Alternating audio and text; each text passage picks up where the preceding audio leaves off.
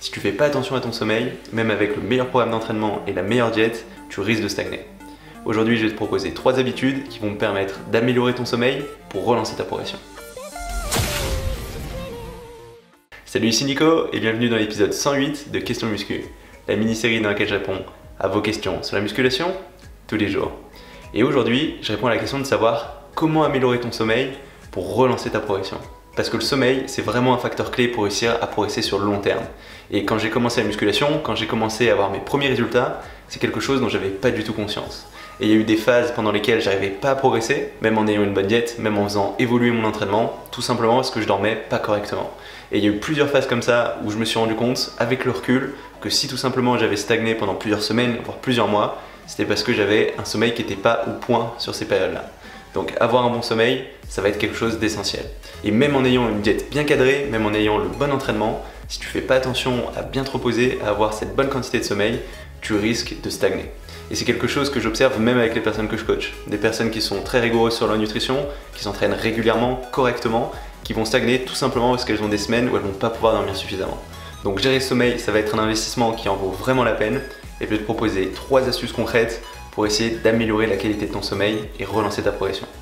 Et d'ailleurs, la plupart des bodybuilders pro font très attention à ce sommeil. Ils font attention à se coucher suffisamment tôt et avoir au moins l'heure 6 à 8, 10 heures, ça va dépendre des personnes, de sommeil pour être en forme. Et par exemple, Dorian Yates, qui a gagné 6 fois Mister Olympia, le plus gros concours de bodybuilding, faisait particulièrement attention à toujours se coucher dans les mêmes heures, suffisamment tôt, pour avoir suffisamment de sommeil. Alors pourquoi c'est si important ce sommeil? Eh bien, il va y avoir plusieurs raisons à ça. La première raison, c'est que pendant ton sommeil, tu vas avoir un certain nombre d'hormones qui vont être produites en grande quantité. Et que si tu dors pas assez, tu n'auras pas ces hormones. Et ces hormones, c'est la testostérone et l'hormone de croissance. Des trucs dont on a déjà pas mal parlé dans les vidéos avant. Et c'est des hormones qui vont non seulement t'aider à construire plus de muscles, mais qui vont aussi permettre à ton corps de se débarrasser des graisses. Donc si tu dors pas assez, tu vas non seulement construire moins de muscles, mais tu vas avoir tendance à stocker plus de graisse. Donc rien que pour ça, c'est important de suffisamment dormir. Mais il n'y a pas que ça, parce que quand tu dors, il y a aussi ton système nerveux qui récupère. Or, quand tu fais des exercices, ça va solliciter le système nerveux, et si tu veux réussir à garder suffisamment en force pour pouvoir donner pendant tes séances d'entraînement, c'est important de reposer suffisamment ce système nerveux ensuite. Donc c'est important de dormir suffisamment. Et du coup, pas dormir assez, c'est prendre le risque de rentrer en surentraînement. Ce qui peut être vraiment problématique, parce qu'une fois que tu rentres en surentraînement, ça peut être assez long à en ressortir et à complètement récupérer. Donc dormir suffisamment, c'est important parce que ça va te permettre de produire des hormones comme la testostérone, l'hormone de croissance qui vont te permettre de construire du muscle et détruire des graisses, mais aussi pour récupérer au niveau de ton système nerveux, pour gagner en force, mieux stimuler ton corps pendant tes entraînements et éviter le surentraînement. Donc c'est pour ça que je vais te donner 3 habitudes que tu vas mettre en place dès demain pour améliorer ce sommeil. La première habitude, ce sera de ne pas manger trop près du moment où tu vas te coucher. Parce que quand tu es en digestion, ce sera beaucoup plus dur de t'endormir et la qualité de ton sommeil derrière, elle ne sera pas du tout la même. Donc essaye de laisser au moins 2 heures entre le moment où tu as ton dernier repas et le moment où tu vas te coucher. Ça t'aidera à t'endormir et tu dormiras plus profondément derrière. La deuxième habitude qui te permettra d'améliorer le sommeil, ce sera d'éviter les écrans 1 heure avant d'aller te coucher. Parce que les rayonnements, et notamment les rayonnements bleus des écrans, ça va avoir tendance à te réveiller.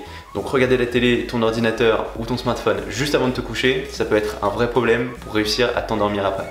Donc il faut essayer autant que possible de ne pas avoir trop d'écran avant de te coucher. Dans l'idéal, essayer d'avoir une période d'1 heure sans écran avant d'aller te coucher.